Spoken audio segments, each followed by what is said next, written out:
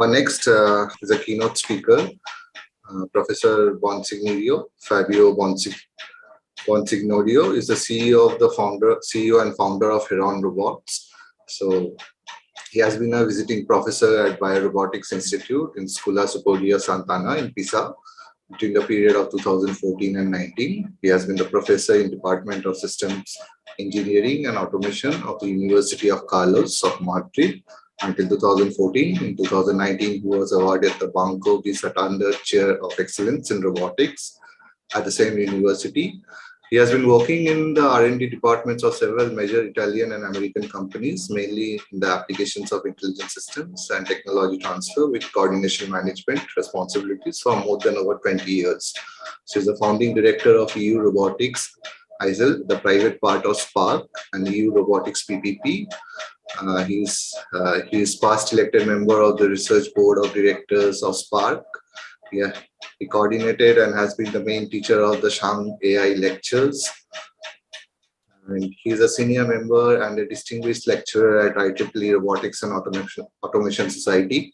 He coordinated the Huron Special Interest Group in Good Experimental Methodology and Benchmarking in Robotics. He's the co-chair of IEEE RAS, TC Febras, and also has been the board member of Huron 3. He's a member of the George Girard PhD Award jury. He is in the management committee of COST at CA 17137, a network for gravitational waves, geophysics, and machine learning, of whom he has been the main proposer. He co-organized the first conference on machine learning for gravitational waves, geophysics, robotics, control systems. Through HeronRobots, he has been developing new technologies for soft, lightweight manipulators and networks for mobile robots for low-frequency sensing and gravitational waves detection and geophysics application. So, Professor Bonsignorio has joined us in this meeting. I welcome Professor Bonsignorio, and his talk is scheduled from 15:30 hours Indian Standard Time. We are a little ahead of time. So I would request Professor Bonsignorio to please take over and enlighten us with his research. Thank you, Professor. Thank you for the kind introduction and for the kind invitation. It's my great pleasure for me to be here with you and to share some ideas and thoughts about where we are with robotics and AI, in particular intelligent robotics, so the application of AI to robotics, and maybe where we are heading right now. So this is just a quick summary of what kindly was recorded before. So my talk will be quite dense. I hope I can at least give some glimpse on all of these topics. I will first put things in the context of huge challenges that we as a global society are facing right now. Then I will give a kind of a quick summary of where we are with robotics, generally speaking. I will then pass to the many potential applications that are now possible. And then I hope we have time to see some issues which are still open, and at least to have some idea about the societal impacts. So I was saying that I want to put things in context. So we live on a not crowded planet. So this is a poster from a movie that you may have watched, where a Swiss bioengineer decides to spread an engineered virus to reduce the population of the planet. I mean, that's a novel, also a bit provocatory, but it's true that there are now 8 billion people on this planet, And we expect at least another couple of billions of people in the coming decade or couple of decades. We know that we already are putting under strong stress the ecosystem, the global ecosystem of the planet, and already the carbon dioxide that we have diffused in the atmosphere in the first centuries of industrial civilization is already creating serious problems. So, and this is not only part of the problem, because what is also happening is that in the countries where you have more infrastructure, we are actually facing a problem of aging population, while this couple of billion people more will be in Africa, which is an area where there is very little infrastructure in terms of roads or internet or education, and there will be a lot of young people. This will happen, while in the rest of the world, the problem will be that the population will be aging. So it's a kind of a asymmetric shock. Actually, in the old industrial countries, it's typical to focus on the aging population. But actually, the real problem is to provide the shelter, food, and education for these new people, new young legal people who will be mostly in Africa, but not only in Africa. And we know that, and I'm close with this somehow scaring picture, the put in context session. We know that basically there are two limit cycles in the Earth climate. One is where more or less we are. If we stay in the small one, if we stay there, so if we contain the average temperature increase to 2 degrees, we will have hot summers, unstable climate, extreme meteorological events, but more or less we will stay in a world which is similar to the world where we live now. And with time, so the sea level increase will be contained, and with sometimes, with some thousands of tens of thousands of years, everything will go back to normal. If we miss this threshold, actually the next equilibrium limit cycle for the climate is +8 degrees and say 10 meters of sea level increase. So this is a very quick explanation of all the story of the Paris Agreement. So we are actually on the border of catastrophic change in the on the planet where we live, the only planet where we can live today. And so why, and I don't do any consideration about other problems by possibilities of nuclear war, but I really hope won't become true. So why I quote this in the context of a discussion about robotics, because let's focus on the real problem, which is the climate change. I mean, for sure we can avoid to have wars. So it's a matter of politics and agreement. The real problem that we have, the most potentially dangerous problem that we have is really this tricky combination of increase of population and the climate change, which is a consequence of the fact that all these new people will increase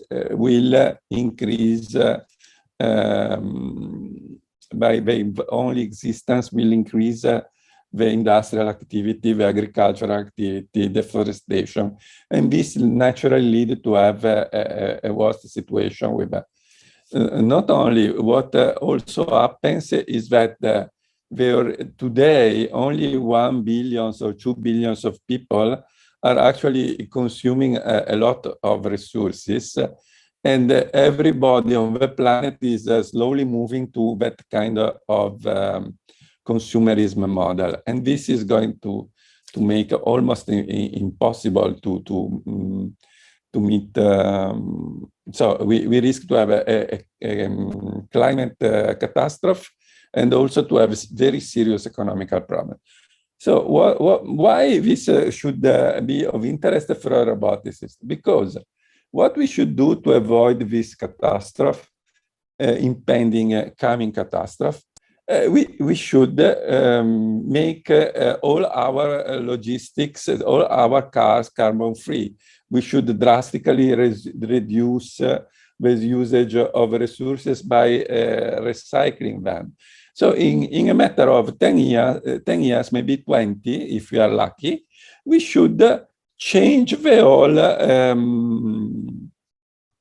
industrial transport, living, including houses, infrastructure of the planet. So is this possible? Well, if we had not robot or AI, the quick answer would be no, not really. Also, if you think to the resistance, the very strong resistance from part of the economical and societal system to the green economy, to a large, it's, of course, some are defending their vested interests, but the real worry is, can we afford this? Can we do this? What we need is a dramatic increase in productivity. So 1 hour of human work needs to be able to do 10 times or 100 times what we can do now. So while someone is worried by unemployment, the real problem that we have is that we have not enough resources, trained resources, high quality, to cope with the situation which is in front of us. So robotics is not maybe the only way to escape from this, to cope with those challenges, but it's a key ingredient, because both AI and both robotics allow to do more, much more than with the same time, in the same time, but you can do without. This is the great opportunity. So if you look at what we mean as robotics today, we don't mean something very different from what people has meant for robotics for really many years before our ages. Here you have 2 automatons from the Spanish Renaissance, where you have a robot that is able to play this kind of old guitar. Then you have a monk which is able to pray, repeat, and to bow repeatedly. Below you have the Hiroshi Ishiguro's, one of the earliest Hiroshi Ishiguro androids, and even the Geminoid, the robot that Ishiguro built. It was a joke. He said he has to go to so many conferences that he wanted a robot equal to him, to give lectures to the students and to attend conferences. Why I say it's not so different? Because in the examples above, and there are a lot from old Japan, from China, from old Greece, you have a mechanical system which is very similar to a mechanical clock, which implements a state machine which moves the mechanical part of a robot. So to a certain extent, robotics is nothing new. So people have built this kind of complicated machines driving physical systems for a lot of time. The difference with the androids by Ishiguro is that you have a much bigger and much more complex state machines that you implement on a set of microprocessors or CPUs. But the idea is always the same. You have a state machine, a set of programs which governs a mechanical system. But of course, if you have a clock, the kind of programs that you can write on a clock is really short. Although you can do nice things. If you have, as we have, microprocessors and CPU, you can do a lot. The idea, this is about an anticipation about societal impacts. This was the Greek philosopher of the classic age, Aristotle, who basically said that if the machines could govern themselves, we did not need slaves, no? Because in that old society, they actually had slaves, but the idea was that they somehow needed them, so they needed to have a distinction in society where some people think and govern the society and some other people clean the floors, basically because there were not machines able to do this boring, dangerous, and dirty jobs for us. So this was clear from the beginning. What this was not possible in both times was to really have machines that can govern themselves. This is exactly where we are now. So basically, this is another story, but the fact that we are able to implement this by a program, these complex tasks, led to what we can call the first wave of robotics, which was based on what? Mechanical engineering, computer science, control engineering. Today, you can't even think to build a car or a fridge or an industrial item without having some robots. Some robots, not only robots, because even in most advanced countries like, under this respect, like South Korea, in the final assembly plants, for example, of car manufacturing, you may have 4 robots every 100 people. So this means that the real usage of robots is still limited, because typically robots are blind machines, have been until very recently blind machines following a pre-programmed trajectory to paint, to weld a car body, but to do that. The second wave is where we are now. So the fact that we have Internet of Things, which means you can put on the internet very cheaply everything. Machine learning, so you can identify patterns into speech, so you can understand simple speech. You can recognize objects in a scene if it is not so, if it is not very complex, and you can plan activities. So these 3 things are actually triggering a dramatic extension of usage of robots, and this is what has led to Industry 4.0.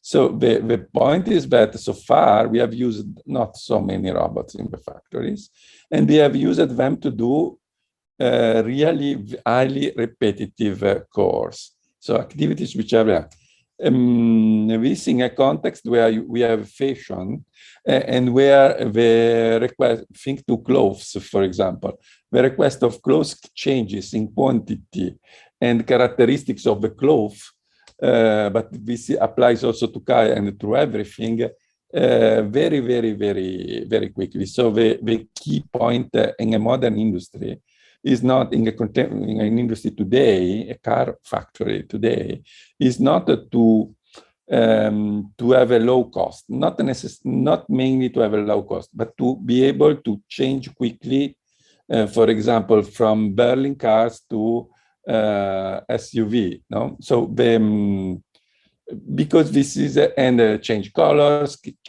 change optionals, and this is what having not yet artificial general intelligence, because we still haven't it, but having the possibility to do this simple task. So recognize objects, recognize some language, recognize a pattern in the data, allows for this flexibility. So there is this important research and application, also industrial strategy at in the European Union, which is the idea is that we should strive to digitalize products, digitalize services, and digitalize processes to make them flexible. This, for example, is a concept that we developed at the Scuola Sant'Anna in Pisa, which actually already hints to Industry 5.0. So, because there are two aspects that are absent from this European strategy, which are the recycling, which is critical because there is no way to give the middle class, I don't say American, but even American, European or Japanese level of consumerism to everybody on the planet without either having the resources of 3 or 4 planets or recycling what we have already used. Because if you think to a car, if you buy the last model of a new car, it's usually lighter than the old car. So basically, you could use the material of the old cars to build the new one without going to mine new iron, for example. So this is something that on the one hand, we need to do. On the other hand, it's really ridiculous now that we build all this new stuff and then we dispose it in landfills. And then in another place, we dig big holes to extract new material. So, but I will come to this quickly in a minute. So, the circular economy is an aspect. And the other aspect that must be considered, and I hope I have some time to analyze this, is the fact that also the economy itself, it's changing. We will see. So we will see in which sense about so enabling technology, Internet of Things. I repeat: machine learning, object recognition, and planning from AI, from properly traditionally known AI. If you have doubts about deep learning, actually, ex post, so after. We have started to understand that there are serious mathematical reasons for this fact that neural networks with many layers and loops can actually work much better than the neural networks of the 90s. So what's happening? What's happening is that, for example, in textile industry, that was actually the first place where industrial, so this is in Cromford, Derbyshire, is probably the very first industrial plant in history in the UK, it was in UK.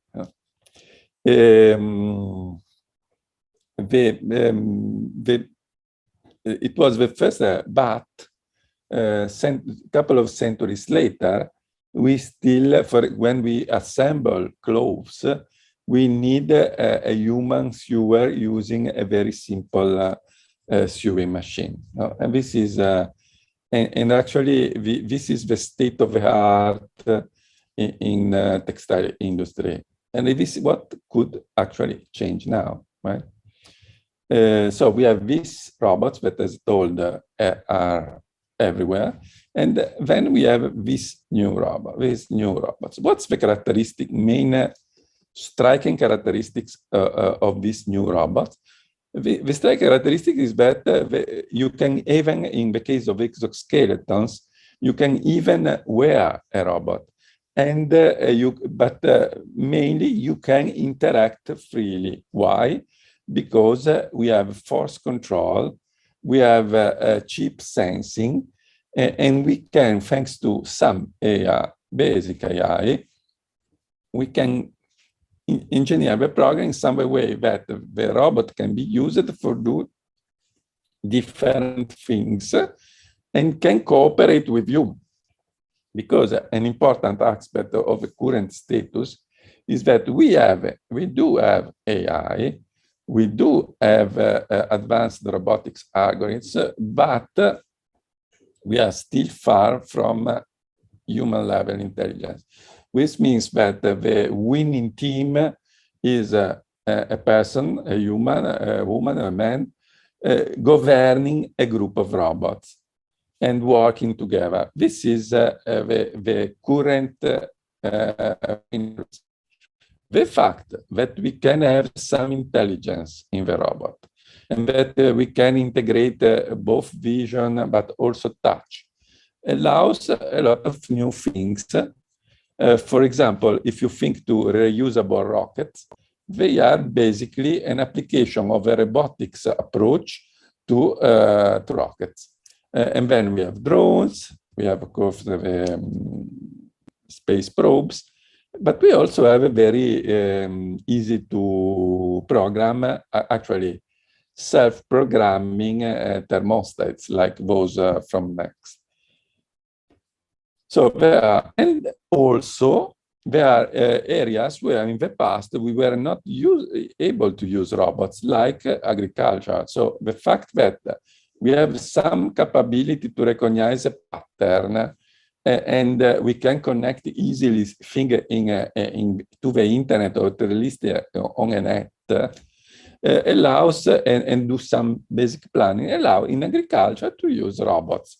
So, and this is and how many new robots? And here, if we're students, for students who are here, it's really a matter of imagination. You need to look to a daily life need and think to the tools that are used, and you can think by combining connectivity with pattern recognition and planning, can invent a new machine. So one of the reasons why there are so many startups, and also from the education standpoint, is so important to develop in students and early career researcher an entrepreneurial skill, is that really there is space for inventing. So for decades, people in the industry was asked to obey and to implement the strategy. Now it's as important, or if not more important, to be able to see the opportunity on making more intelligence happen.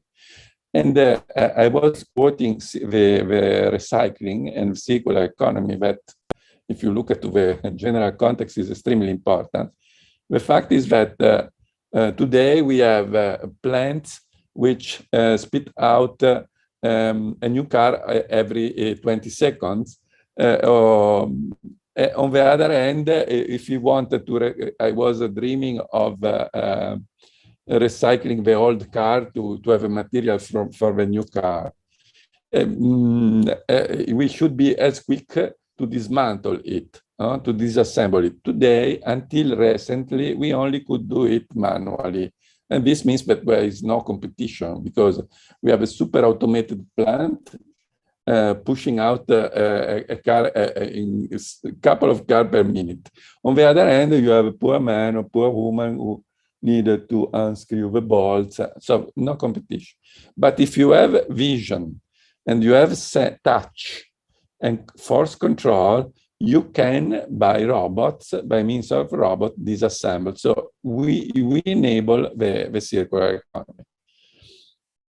And we enable also a more advanced agriculture, because now we use, for example, a lot of fertilizer because we don't know what's the real condition of the soil where we plant our plants. If we have sensors, and they are very cheap sensors for chemicals in the soil of temperature or humidity. I can use as much exactly the water that I need, and I can use the exact kind of fertilizing. So it's what is called precision agriculture, but also leads naturally to having regenerative agriculture. You may know that in many countries where modern agriculture has been practiced, soil is really impoverished. So we have also, using the kind of intelligence approach that we use, so basically sensing, connectivity, pattern recognition, and planning in an automatic context, we can actually also invent a new agriculture. Less pesticides, less fertilizer, less water. And if you think, for example, to the context where the planet is getting hotter, saving water can be very important. And then we have this other kind of agriculture, which are basically Industry 4.0. So an agriculture made indoor, even in cities, or by mainly exploiting LED technology. But also we have this is much more industrialized, no? Because when I talk about precision and regenerative agriculture, I talk about still sowing in the fields and growing plants, corn or rice or whatever, or potatoes or whatever you cultivate in the fields. There are also people, hydroponic culture are really factories to produce lettuce or other field. And same for meat. No? So it's becoming more and more feasible, and there are already examples to grow meat without animals, out of animals, by cultivating the soil. Another aspect of these simple methods of Industry 4.0 is the possibility to have a massive prefabrication in the construction industry. So we have challenges, we have problems, but this change in what I've called the second wave, so I repeat, connectivity, machine learning, deep learning, and some AI, some kind of AI, mainly object recognition and planning of activities, is really opening a new world. So probably here we have the side. Of course, we need a lot of entrepreneurial attitude, a lot of research, a lot of implementation in practical application of research. So we need a massive effort. And it's also true that it's not knowledge and people have never been as important as today. They are not anymore pieces, gears in a big mechanism. Really, we need that as many people as possible use their brain in a creative way. So are there problems? Well, if what you may have noticed that I like to underline that we have problem with artificial general intelligence. So we have problem to implement the capability, human-like intelligence, but even spider or dog-like intelligence into a robot.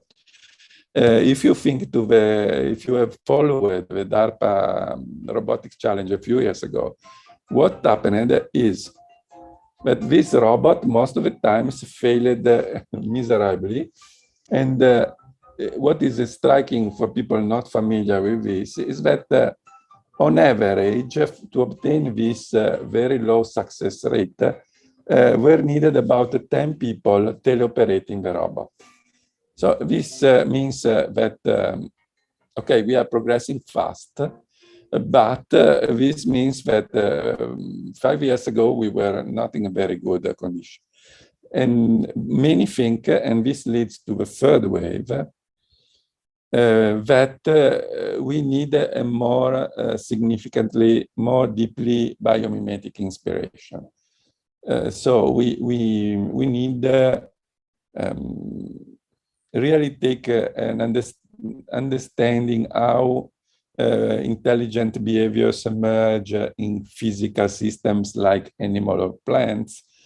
We need to understand cognition, how we, not only humans, but even ants understand the world where they operate, and to enable a new kind of robotics. This was the idea of a project that finished last year, that actually was a proof of concept project for this new kind of robotics. This is it's not out of this world, because if you think, for example, to the high bandwidth human direct interface, neural interfaces developed by, for example, the famous company by Neuralink by Elon Musk. Here you have the famous monkey playing Pong with its mind. So we are interfacing our robots with, for example, in the context of prosthesis, develop robotic prosthesis, we are interfacing with the biological intelligence of humans, and this requires that we understand what I was looking at. Just to finish, because we could actually continue for a long time, but just sketching some idea. So increasingly, we tend to consider robotics as the science of how you can, or by emergence or by programming, you can put an intelligent behavior in a physical system. This is leading to some problem. For example, reproducibility. So we are used in robotics to say, oh, look, I'm able to make this car drive without humans. Yes, but how many times? In which condition? Does it matter if it rains? So we have actually a need in robotics. We are famous people saying, for example, about Atlas. Now, what you see in the video requires a lot of work, and it works one time every 25% of the time. This is not me saying, but it's Mark Rybert, right? So the owner, the main, the CEO of Boston Dynamics. So is this useful? This is what we, so on the one hand, we can really implement new kind of robots, new intelligent devices. On the other hand, we have still a lot of work to do. So one aspect is reproducibility. Since in the interest of time, I will go quickly here. And there is an effort to have a new thread of publication where you have to publish not only what traditionally you consider an article, but also give data sets, code, share the code, maybe just the executable, identify properly the hardware. Then I really have a lot of things to tell you, but I will. So this is again about this idea, new ideas about how to emerge intelligent behavior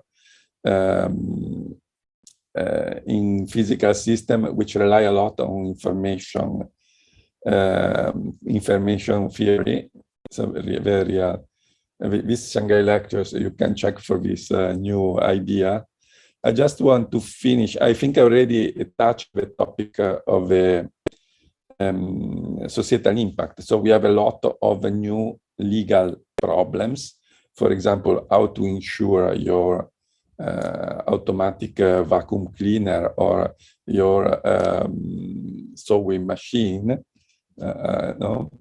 we have this potential problem with unemployment. You are now know my point of view. First of all, the DARPA challenge has reassured me that we will need a lot of human workers, if not for else for cleaning windows, because this is completely impossible with current robot. But I think we have so much work to do that really unemployment should not be our worry. I want to finish here to say that as happy we can be as roboticists that robotics is growing fastly, 10-15% per annum, we are still, even in the most optimistic forecast, where they say the turnover of the whole industrial robotics industry will be about 100 billions by 2025. Well, you should compare to the 100 trillions of the global economical product. So still is 1,000. So still we have a lot to do. Now I really go quickly. We have a lot to do to work out the possibilities that are already there, not mentioning the third wave. What we must be aware of is that if you think, for example, of the interaction of AI, blockchain, that I didn't mention, but so the possibility to distribute almost everything, even I would say the power to the people in a controlled way, we really have huge opportunities. This that I want to quote just as an end. This is a nice book from two Oxford scholars about which makes a comparison from the European Renaissance and the age where we are now. Basically, the Renaissance that is mythical, no, in Western culture, but the Renaissance was a period of wars, religious clashes, plagues, epidemics, death, fear about the future, population even collapse in that case due to plague. And that was the Renaissance, and they were able to cope with them. So they discovered America, no? And that was a great opportunity, but was a big problem. So I think that really the idea that I would like to transmit today is that we have a lot of tools. We have big challenges, but we also have a lot of tools. And we can use these challenges to create a society which is way better for everybody than what we have today. And that's all. Thank you for your patience. Thank you, Professor Bonsignorio, for such a wonderful talk, highlighting the challenges with robotics, the evolution, and the way we are heading forward. So I would request some questions from the audience for Professor, like if there is any questions. May I ask any question? Yeah. Yes. Thank you, Professor Fabio.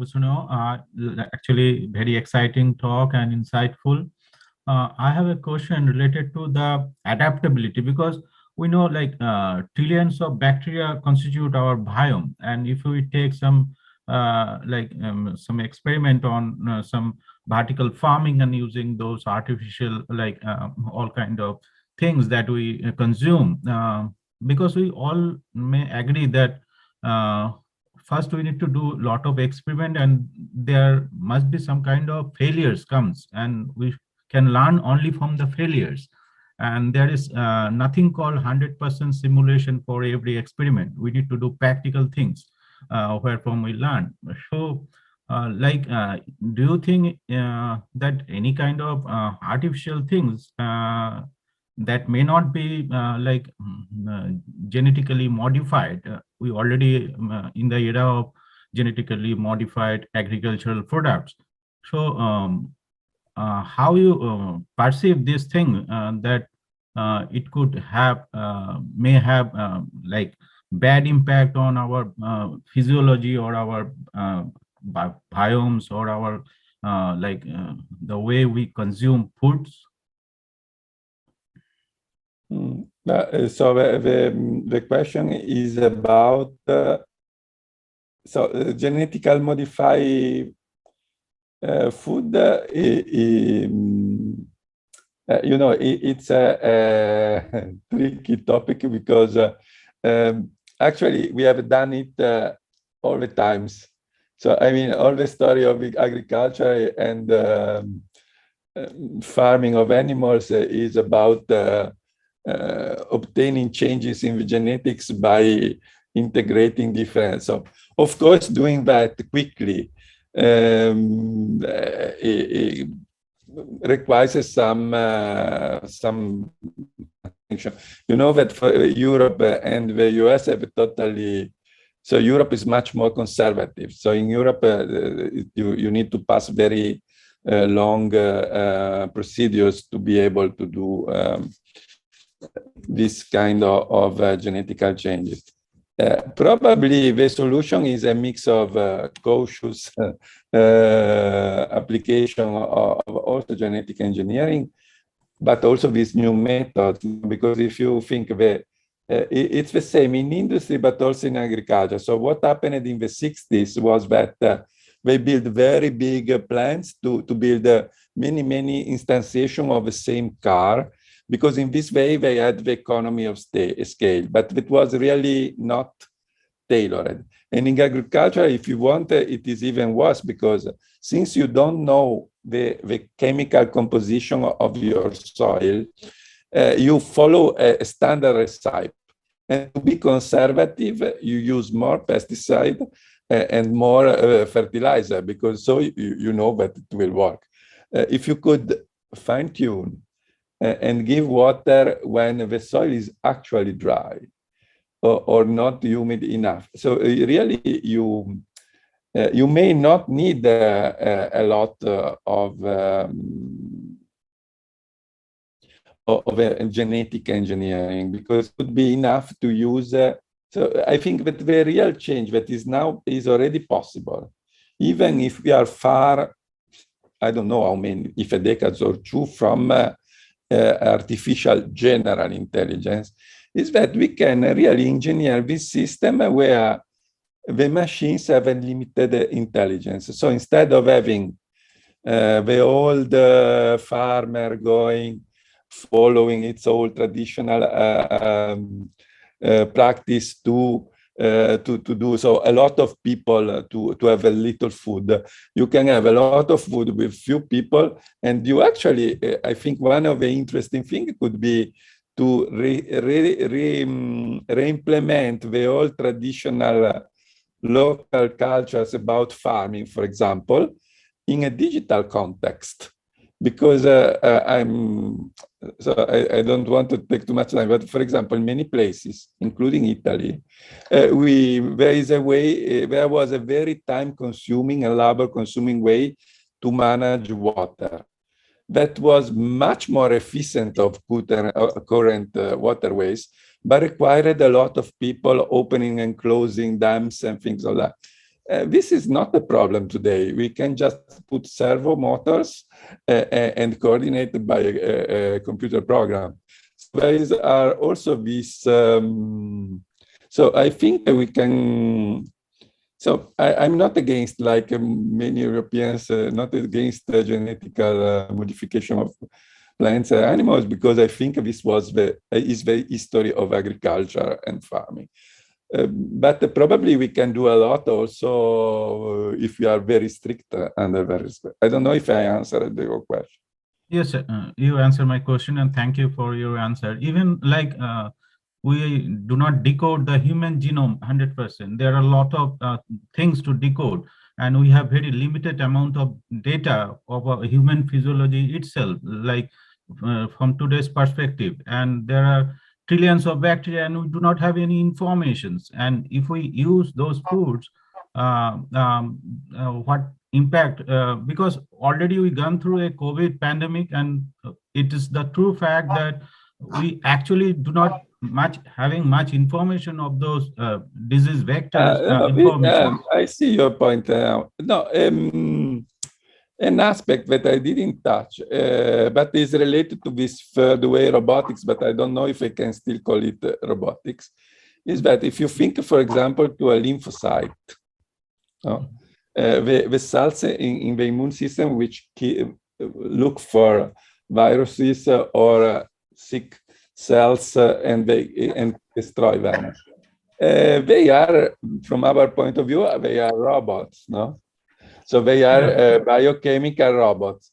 And actually, there is some work in that direction because, but it's very close to this third wave robotics, because the problem with biological systems is that they do together the mechanical and chemical work and the information processing. While we, by our mindset, we are used to divide very well the program of a robot from the physics, the mechanical body of a robot. If you look into cells, you have the two things together at a level of complexity, but even at the level of a cell, not an animal, it's really different from what we usually do. But that's, I think, is, for example, it's a place where a mixture of advanced modeling, advanced simulation, and deep learning or other kind of AI can really help. For example, to understand how should this molecule be shaped to be able to inhibit the work of another molecule. So this is, I don't know if we can still call it robotics, but it's somehow related. You know, it's that strange border area where robots actually are. So I think we used to say, I said that the robotics is century old. Modern robotics is decades old, but I think we have still a lot of work to do for a lot of time as a community. Thank you, sir, for your answer, and I'm really delighted and learn a lot from your talk. So, okay. Once again, I would thank Professor Bonsignorio for such a wonderful talk. In the interest of time, we have to move ahead. I think there will be more questions from audience that we can actually take over emails. If you do have any questions, mail us and we'll forward it to Professor Bonsignorio. Thank you, Professor. Thank you. Thank you.